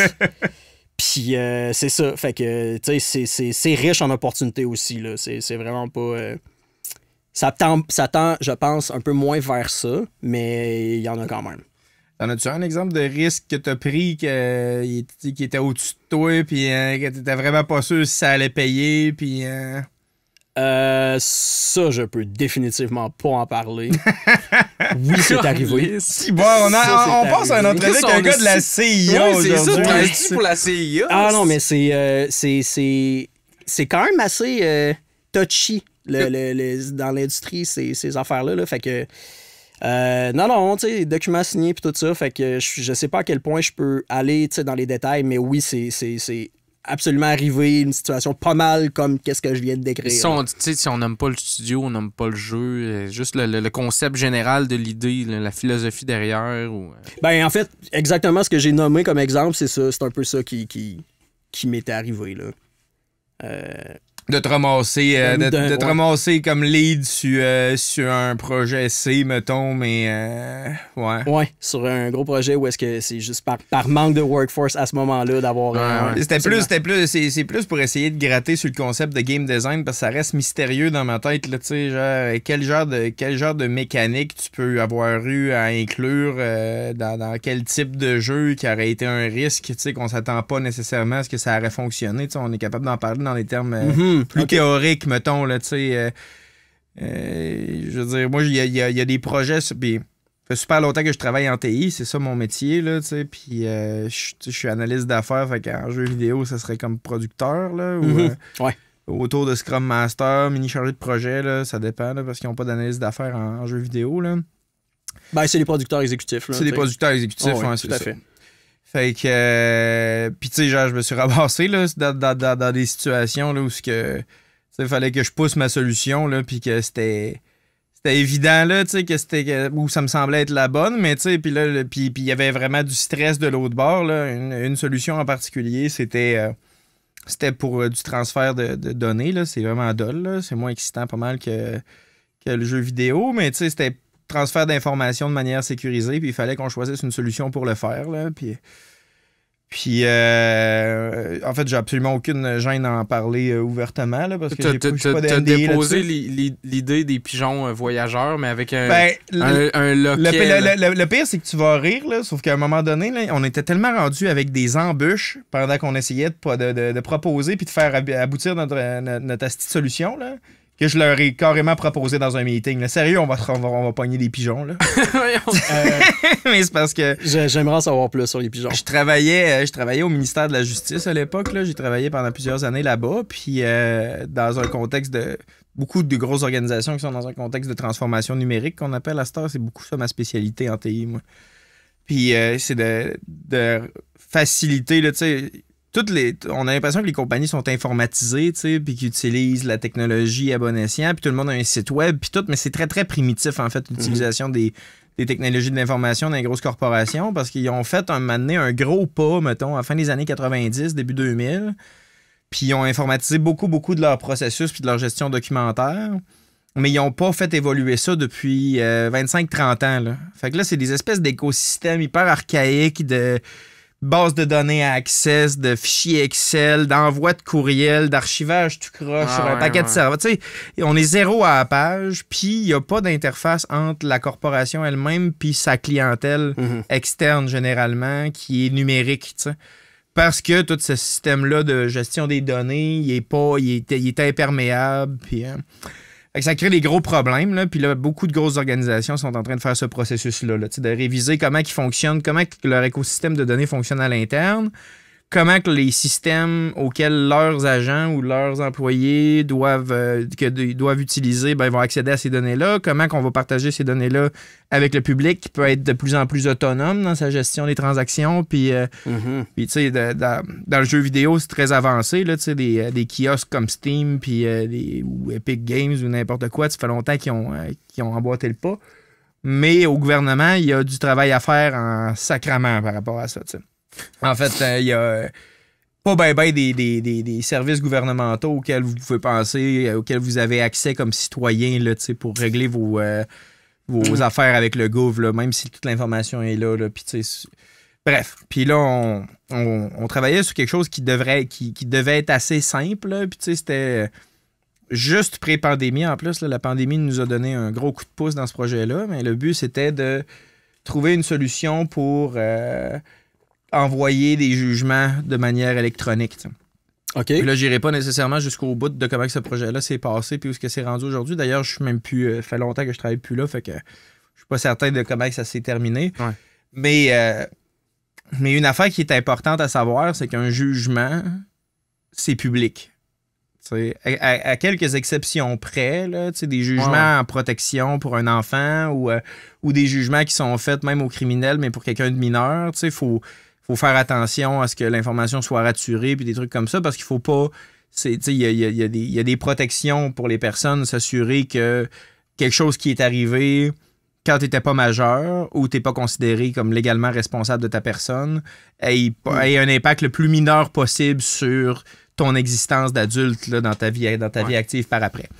À cette exception-là, tous les jugements qui sont rendus dans n'importe quel tribunal du Québec là, sont publics. Là. Que ça soit criminel ou non, peu importe c'est quoi l'offense, si je me rends au palais de justice puis que je fouille dans le plumitif, je vais pouvoir accéder à n'importe quel jugement.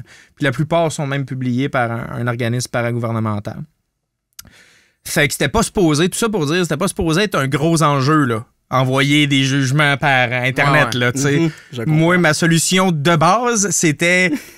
on va l'envoyer par email, tu sais. Ouais. Sauf que ça fonctionnait pas parce que là, il y avait tout... Puis c'était difficile de passer au travers de qu'est-ce qui stressait le monde à ce point-là. La conclusion est vraiment absurde. Puis celle-là, je la mentionnerai pas...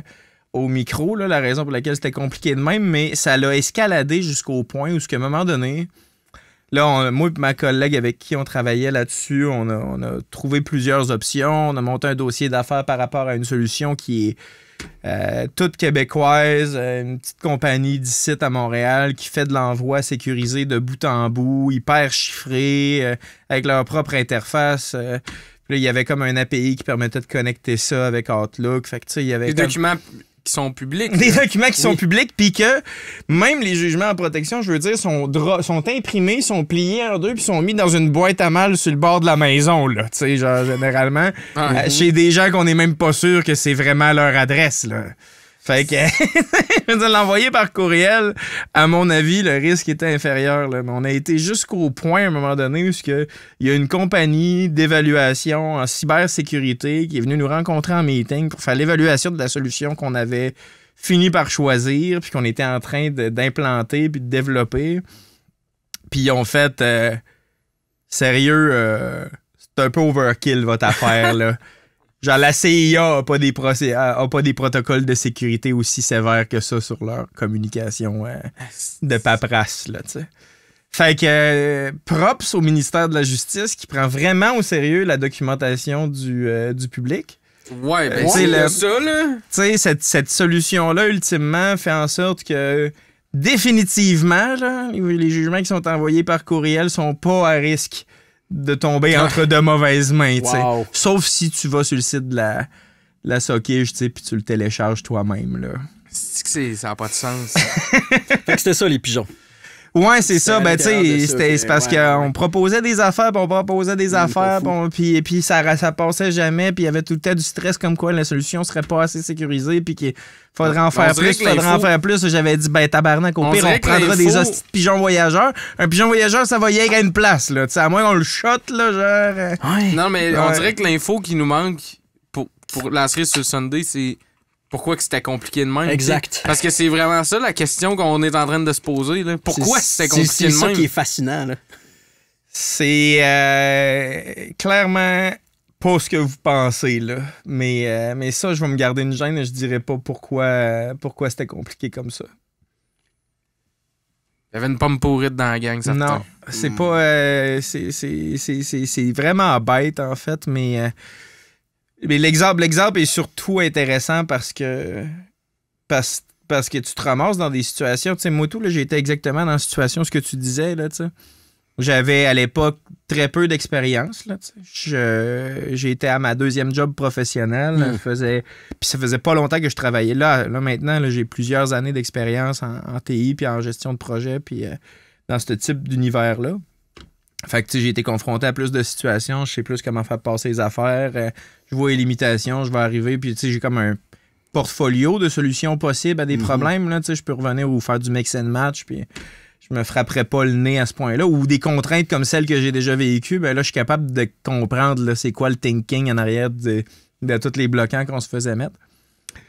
Mais c'est ça, j'ai été très peu expérimenté, puis ma collègue aussi, là, puis on était pourtant laissés parfaitement à nous autres mêmes, là, à faire trouvez-nous une solution à ce problème-là, tu sais. Ok. Puis il faut qu'elle réponde à tous ces paramètres-là, puis... Tu peux pas argumenter la source du problème puis de juste comme ramener ça sur le C'était point un hard no, là. Il fallait absolument qu'on s'aille hyper sécurisé puis protégé de bout en bout. Puis, Très, très cool. fait que c'était vraiment... Ça a été un gros challenge, là. Tu sais, il a fallu faire preuve de créativité pas mal. Puis pas rien que dans la solution, mais tu sais, dans... Puis tu sais, tu vis ça aussi probablement, là, mais tu sais, dans le testing, là, tu sais, faut que... Là la solution était hyper coûteuse en hardware, puis en bande passante, puis tout, là, tu sais, chiffrer des documents qui sont déjà volumineux énormément, tu sais, tu rajoutes de la donnée, puis tu sais, tu peux pas utiliser... En tout cas, en termes d'architecture, c'était compliqué. Fait que là, il fallait qu'on passe cette solution-là, mais fallait qu'on arrive avec une solution fonctionnelle. Fallait qu'on trouve une manière d'utiliser le hardware puis les systèmes existants pour tester la fonctionnalité. OK, OK, laisse-moi prendre un guess. Il avait déjà acheté tout l'équipement. Puis là, il était comme... Chris, on n'avait pas pensé qu'on pouvait plus juste l'envoyer par email. Là, on a des serveurs, des disques durs, des frigidaires pour refroidir tout ça.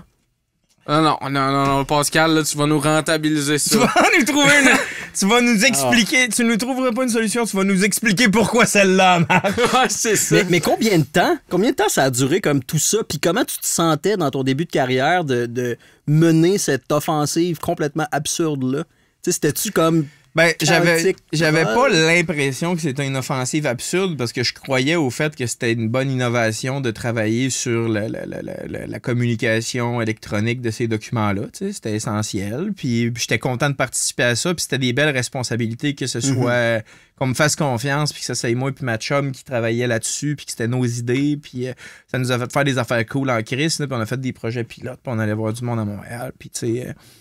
globalement, c'est une super belle expérience. C'est juste parce que il y avait aussi beaucoup de frustration qui venait avec ça. Tous les bâtons dans les roues qu'on se faisait mettre sans...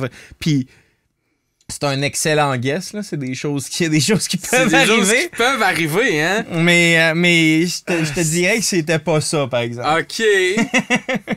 Wow. Sauf que comment ça me faisait sentir, c'était challengeant, tu sais. Puis c'est l'aspect challengeant qui faisait émerger des idées, tu sais. À toutes les semaines, on arrivait, puis là, on avait un meeting, puis on proposait de quoi?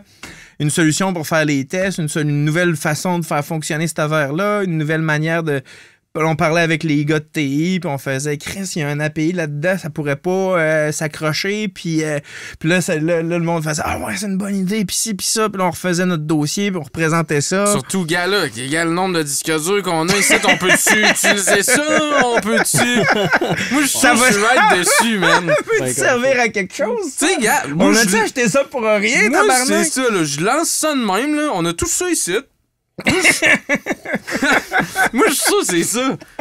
Mon guess, c'est ça.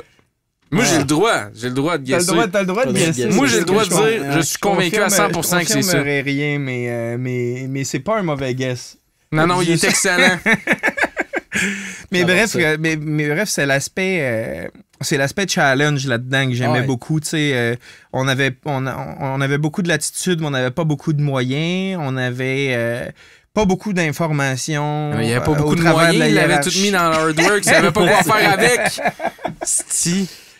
Puis je trouve que ça, c'est un moteur à idées là, énormément, là, de te faire dire non continuellement, puis d'être obligé de downsizer, de réajuster le tir pour que ça fit. T'sais. Ouais. Un peu ce que tu décris. La solution de base, c'est votre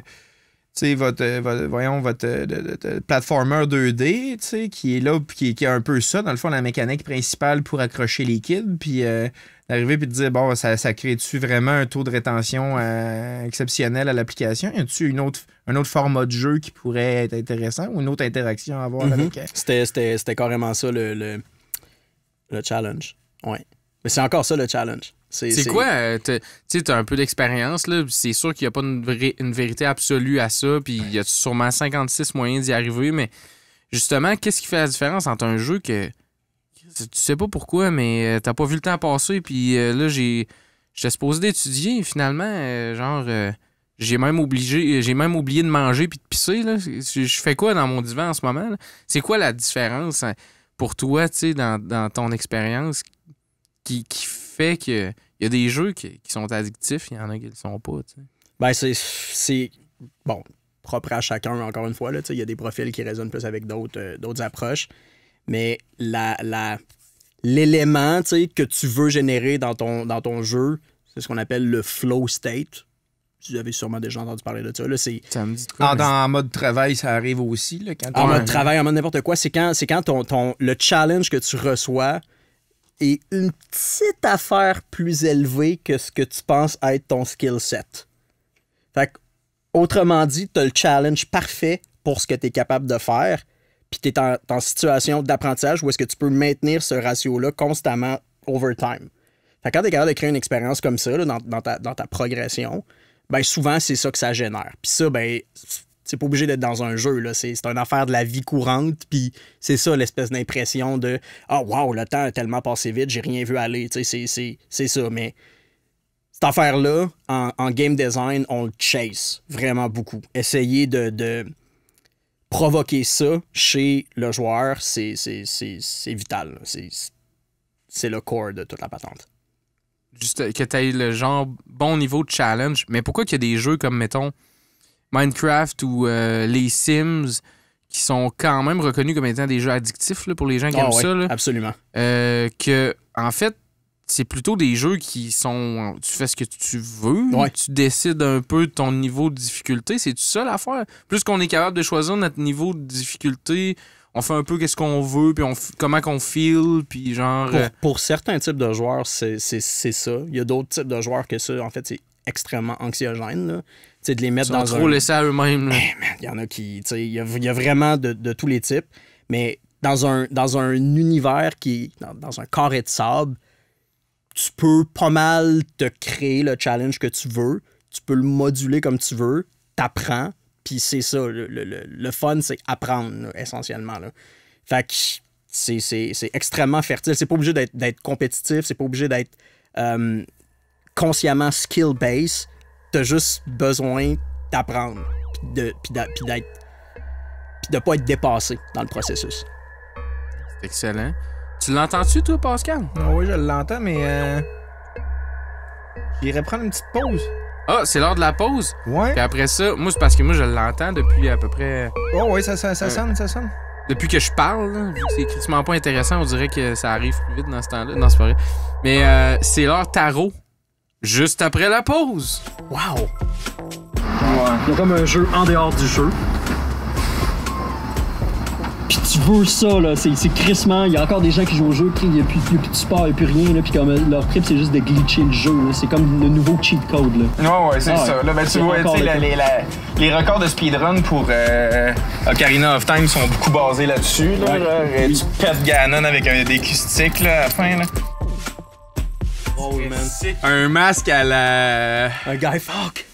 Non, un Guy Fawkes. Non, ou un masque comme dans... Voyons, est-ce que Watch Dogs 2, là, avec des LED dessus, là. Ah, ça serait sick. On change sa voix une petite affaire, là. Bon, fait qu'on tire au tarot. Je fais pas on tire pas ta fortune ou rien, là. On fait pas un tirage complet, là. Joue avec les cartes un peu, mettre ta magie dedans. Je vais mettre mon énergie dans les cartes. Exact. Tu peux jouer avec les cartes, ça veut dire pas toi une game de solitaire, mettons. Là. C'est ça, on va la filmer, puis quand tu seras tanné... Je vais faire un speedrun de solitaire. Ah, c'est ça. OK. Je pense que j'ai mis mon énergie. Ouais, OK, parfait. Fait qu'on va en tirer une, on va checker ce que ça donne.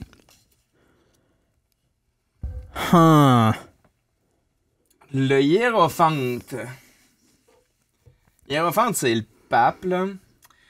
La carte est à l'endroit par rapport à toi. C'est une arcane majeure, c'est tout le temps le fun quand c'est une arcane majeure, là, parce que tu sais, c'est des gros symboles, c'est des gros dessins. Elle est à l'endroit par rapport à toi, fait qu'on est en accord avec le sens de la carte. Je dirais que tu sens que ton arrivée dans le projet, tu sais, c'est pas pour rien que tu as pris autant de responsabilités que ça dans cette organisation-là. Tu sais, tu t'investis dans RH, dans le développement d'affaires. Tu sais, tu t'es vraiment pas limité à faire le game design. Tu cherchais bien du challenge. Ton arrivée dans cette organisation-là, non seulement elle t'a permis d'atteindre... d'être plus sur ton X peut-être, là, mais probablement que c'est pas un hasard non plus que tu te ramasses avec autant de responsabilités que ça. L'expertise que tu as amenée a permis de driver ce projet-là dans une autre direction, puis ça se repose peut-être beaucoup sur ton apport actuellement. Comment ça se développe? Tout le monde. Tout le monde. Tout le monde. Je veux dire, ça repose sur tout le monde. Et Ça non repose pas juste sur tout le lui. monde. Mais t'as pas une espèce de responsabilité, de motivation ou de sur lequel les gens vont s'appuyer, mettons, tu sais, la vision que tu vas amener va permettre de motiver ton groupe puis de faire passer des idées qui n'auraient pas nécessairement passé à l'origine. Comme une espèce de rôle structurant. Oui. Je trouve ça prétentieux à Ouais. dire. On dirait genre Je veux pas t'amener à filer Mais c'est pas prétentieux. toi qui Mais l'as non, dit, mais je me sens. Mais je suis juste. Mais c'est un peu ça. toute Mais façon, c'est vrai Olivier, pour. C'est pas toi qui le dis, c'est la carte, là. Ben c'est vrai, c'est la carte qui. Mais ok, mais si le pape le dit. Mais c'est peut-être, tu sais, je veux dire, ça vaut ce que ça vaut, cette carte-là. Mais tu dis que c'est sur tout le monde que ça s'appuie. Vous avez un processus qui est super horizontal, finalement, là, puis vous partagez toutes vos idées quoi, une fois par semaine. Mais comment ça se passe exactement, le mix and match d'idées dans ton organisation? Ben, c'est comme dans n'importe quelle organisation. Tu sais, dans une start-up, tout le monde a beaucoup plus de. Tu sais, on a tous des rôles, des descriptions de tâches, mais il n'y a rien de ça qui est représentatif de la réalité, bien entendu. Ça va tout bien au-delà de ça. Fait que tout le monde s'étend dans des créneaux qui ne s'étendraient pas normalement, puis il y a une personne qui part de ça, puis ça crée un vacuum là, assez important. Là. Fait que tout le monde, en ce moment, tout le monde le porte. Puis c'est ça, les startups, t'es toujours à théoriquement quelques mois de la faillite complète. Là. C'est toujours de comme hey, tu sais, où l'argent? Je sais pas comment on va faire, mais le mois prochain, lol, tu sais. Tout le temps comme des ambiguïtés comme ça. Fait que dans ce contexte-là, ben tout le monde, le petit apport qu'il fait a un impact vraiment, vraiment significatif. Mais c'est comme ça que je me sens. Je trouve que le pape le dessine bien, effectivement. T'as-tu, tu sais, vous avez des rôles bien égalitaires de la manière que tu en parles, mais y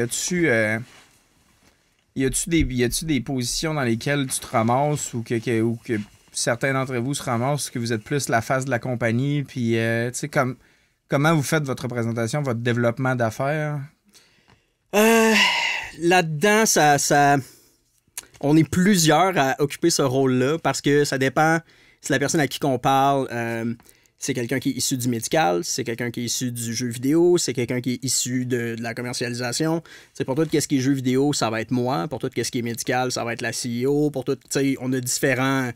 Tout ce qui est user, ben on a une product owner. On se répartit ça vraiment beaucoup. Mais tout le monde ratisse beaucoup, beaucoup plus large que qu'est-ce que leur poste leur dirait de faire. Puis tout le monde... Tu peux pas évoluer là-dedans, puis théoriquement, c'est pas nous qui prenons le risque financier, mais ça feel quand même comme si c'était notre business collectivement. Là. Tout le monde veut ça. La paye, ultimement, c'est ce de le faire marcher, cette là. opportunité-là, exactement, de construire un projet comme ça. Êtes-vous une équipe très expérimentée, chacun de votre bord, ou vous êtes partis tous avec un petit bagage puis vous vous développez là-dedans?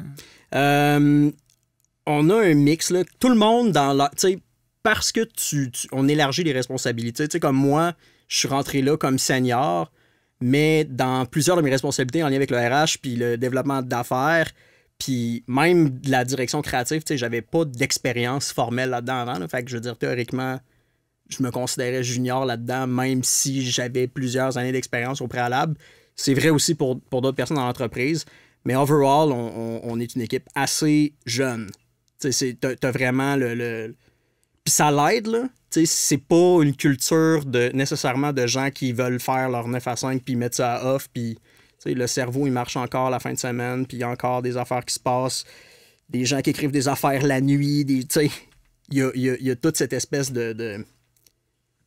c'est pas juste une job. Puis c'est correct là, que ça soit juste une job, mais c'est un rassemblement de personnes qui veulent vivre d'autres choses que de juste avoir une job là-dedans.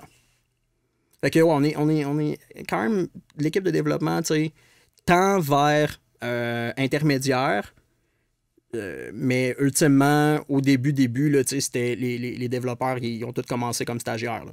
Quand tu parles de RH, mettons, c'est quoi ta responsabilité? C'est toi qui t'occupes de faire le recrutement, puis... recrutement, embauche, suivi de performance, suivi RH normal, de tout ce qui est... On est comme un studio dans notre studio, là, comme le studio de jeux vidéo est une entité, puis t'as aussi comme le studio développement web, puis bon. Fait que cette portion-là, la petite équipe qu'on a, ben, c'est ça. Puis comment tu trouves ça, avoir à gérer ce genre de studio-là dans le contexte actuel? Parce qu'il y a énormément de compétition là, par rapport à... Vraiment. Pour avoir les talents dans des business de même. C'est sûr que vous apportez quelque chose, c'est une mission qui est spécialement intéressante. Puis une participation au projet qui est probablement complètement différente de ce que tu peux avoir dans n'importe quel autre gros studio ou n'importe quel autre gros ensemble de développement. Mais comment tu réussis à te démarrer pour aller chercher les talents, les garder, tu offres ce que des gros studios peuvent pas offrir, puis ce que de l'argent peut pas offrir. Puis souvent, ça, c'est du temps. C'est un petit peu... C'est étrange comment que ça se passe, mais nous, notre structure, on essaie d'être le plus... on vient d'avoir un saut conciliation travail-famille, puis on essaie de vraiment pousser ça, puis de permettre d'avoir le travail digital nomade, puis 100% télétravail, puis 35 heures semaine, puis on a vraiment des conditions humaines qui tendent vers le bien-être des employés. Puis dans ce contexte-là, ben, les gens prennent la décision de travailler beaucoup plus que 35 heures, puis de, eux-mêmes, finalement, n'utilisent pas nécessairement ces avantages-là, mais de présenter ça comme « Hey, notre baseline, c'est notre but, c'est d'avoir une vie, tu sais, puis de construire quelque chose qui va complémenter notre première responsabilité qui est comme d'avoir une famille, des amis, puis l'expérience humaine, là. Jusqu'à maintenant, ça, on a vraiment un bon taux de rétention dans le contexte de rareté de main-d'œuvre et tout ça, là, ça se passe vraiment bien. Là. C'est l'approche humaine. On n'est pas beaucoup, on est petit. Tout le monde a un impact vraiment, vraiment significatif. Fait qu'il faut prendre soin des gens, il faut leur parler, traiter comme des humains. Puis, c'est basic, mais c'est ça. Oui, c'est ça. Ce que vous offrez, c'est beaucoup ce que les gens recherchent actuellement, là, mais il y a quand même, là, depuis quelques mois, puis tranquillement pas vite, c'est en train de se stabiliser. Là, les business, ils essayent de pousser pour ramener les gens sur le milieu de travail. Revenir à une espèce de mode pré-pandémie, là, où on a quand même gagné pas mal de liberté, puis tout le monde aime ça. As-tu l'impression que d'offrir cette liberté-là à ton personnel ou à ta gang, ça favorise l'émergence de nouvelles idées ou ben non? Parce qu'il y a comme un argument là, qui dit que le fait de se présenter au bureau, puis de pouvoir jaser, puis de pouvoir collaborer directement tout le monde sur le plancher, c'est comme ça là, que les affaires se règlent puis que les nouvelles idées émergent. De donner plus de latitude à ta gang, as-tu l'impression que c'est favorisant au niveau créatif? Ou, hein? Dans les faits, mettons, en développement de jeu, clairement, en présentiel, ça va mieux, là. Ça, il n'y a absolument aucun doute là-dessus. Pour tout, au niveau de la communication, puis il y a tellement de petits enjeux complexes qui sont adressés simultanément, puis qui peuvent être tellement facilement mal interprétés dans un texte, ou t'as besoin d'avoir tes mains comme support visuel, là, comme sérieux, les jazz hands, là, c'est tellement useful. Puis avec une profondeur 3D, bref, tu sais, clairement, ça va mieux, sauf que tu veux pas forcer les gens non plus. T'as plus le droit, là, en fait, aujourd'hui, de forcer tes gens à être physiquement à un emplacement À moins vraiment de leur donner le salaire en conséquence, là, de vraiment payer plus. Là. Je pense que c'est vraiment rendu les employeurs qui veulent des gens absolument en présentiel devraient payer plus les gens pour qu'ils soient en présentiel. Compenser le déplacement minimalement. Là, mais même là, je veux dire, j'ai vraiment l'impression que c'est encore une norme qu'on soit en télétravail. Puis si tu veux que les gens se pointent en présentiel, ben faut juste que tu les motives à le faire. Il faut qu'ils aient le goût d'eux-mêmes pour leur travail, pour remplir leurs objectifs, de se déplacer puis de le faire. Puis des fois, même dans ce contexte-là, écoute, c'est pas possible. Là, c'est la norme a changé beaucoup avec la... Je veux dire, crime, c'est correct d'avoir des enfants chez vous, les garderies sont pleines. Il y a une réalité différente, puis des fois, crime, ça se peut pas, mais so what, là? OK, ben finalement, on va peut-être prendre une semaine de plus sur le projet parce qu'il y a eu des enjeux de communication, puis blablabla, mais c'est si grave que ça, ultimement, je sais pas. Dans un autre ordre d'idée, là, on reste dans les idées, là, mais plus personnel, c'est quoi la pire idée que tu as eue de ta vie? Ah, la pire idée que j'ai eue de ma vie. Wow! Hey man, il y en a trop. Il y en a trop? Il y en a trop, au crime. Que ça prend pas un NDA non signé pour le compter, là. Ben, potentiellement, là.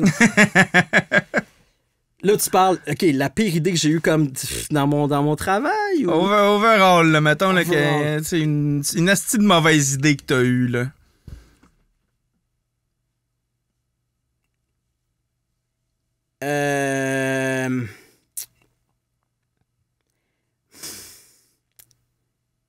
Quand j'avais 21 ans, non, un petit peu avant ça, bref, comme dans ce range-là, j'avais une blonde. Puis je comprenais pas exactement, tu sais. Comment on gère ça? Le temps, tu sais, puis tout ça, puis que les actions ont des conséquences, puis tout. Puis je me souviens, là, j'avais eu une opportunité pour aller à l'école de l'humour. Je voulais vraiment faire ça, comme quand j'étais pas allé. J'étais pas allé pour rester avec ma blonde qui est à Québec.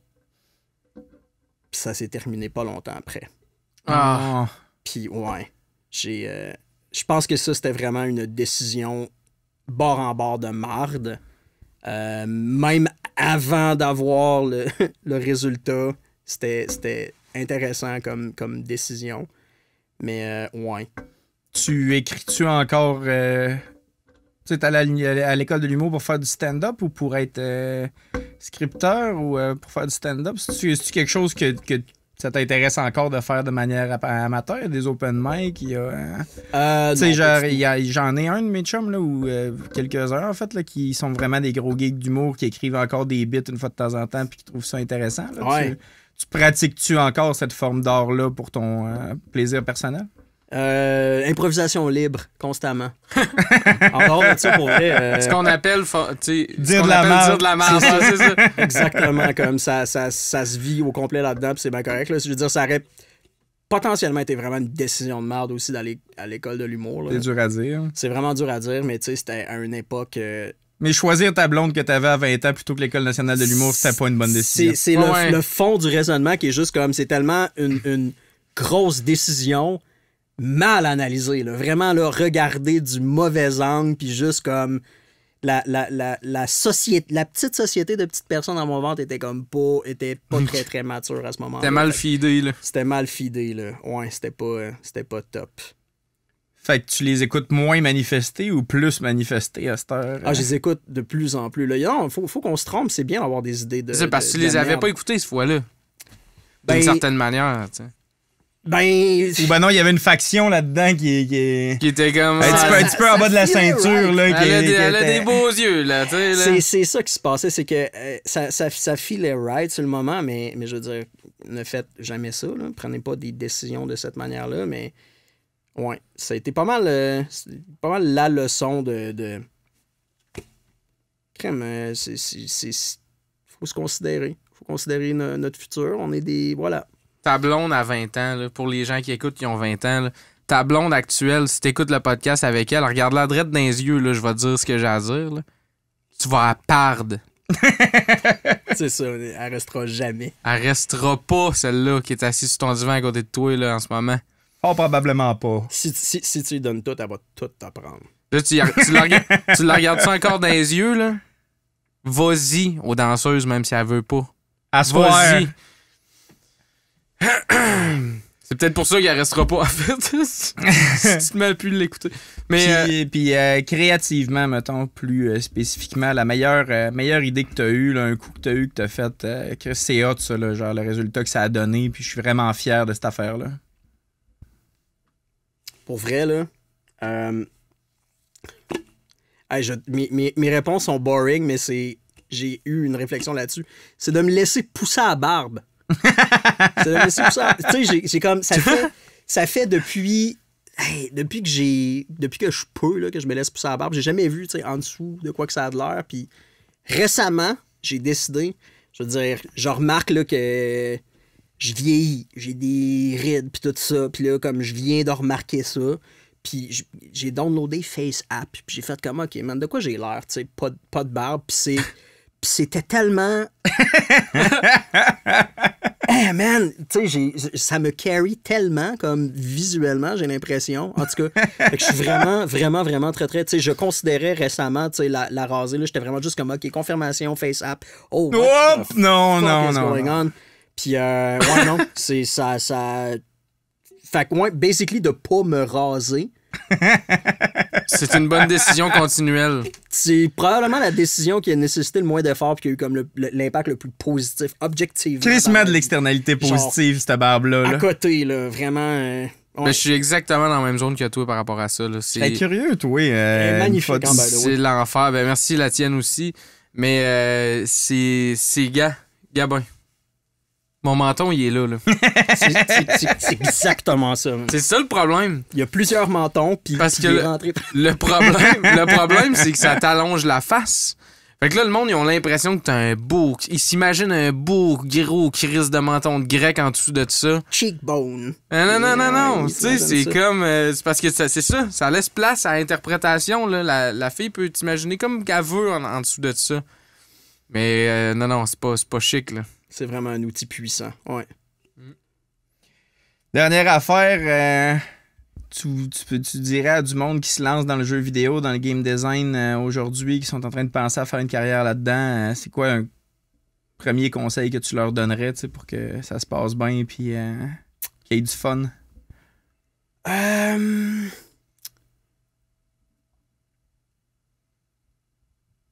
L'écoute, pour vrai, c'est super contre-intuitif, mais c'est un métier qui... Tu sais, oui, t'es souvent dans des positions où est-ce qu'il faut que tu vendes des idées, que tu coordonnes, que tu parles, que tu débattes, mais c'est l'écoute qui est le plus important là-dedans. Là. Autant l'écoute de ton joueur, l'écoute des gens autour de toi avec qui tu travailles, puis l'écoute aussi quand tu joues un jeu, quand tu analyses. Observation, écoute, first... Puis après ça, ben, tu te permettras d'avoir des opinions. Des grosses opinions, puis de vouloir starter des débats d'idées. Mais vraiment, écoute, tue ton ego, ou du moins, mets-la pas autant de l'avant, puis ça devrait bien se passer. C'est dans beaucoup d'affaires, ça. Ouais. L'ego, là, mettre son ego de côté dans la création, mais tu sais, en général, en équipe, c'est tellement plus bénéfique, là. C'est genre... Ça va te faire du bien à toi, en plus, tu sais. Genre, c'est comme, hey, drop ça, là. Arrête de te prendre au sérieux, tu vas voir, ça va mieux couler, là. T'sais. Absolument. Le but, c'est de faire du ralliement, là. C'est pas d'être la personne qui output les idées, puis le driver des idées. Tu veux juste créer des environnements pour que les gens avec qui tu travailles convergent vers une tu veux encadrer l'exercice créatif, le stream de créativité, mais c'est pas toi qui vas produire le contenu nécessairement. En fait, préférablement pas. Là. Une idée, ça t'appartient pas.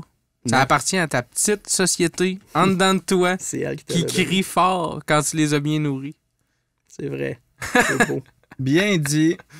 Sur ça, c'était vraiment intéressant, Olivier. Vraiment, merci beaucoup de l'invitation. Merci d'être venu.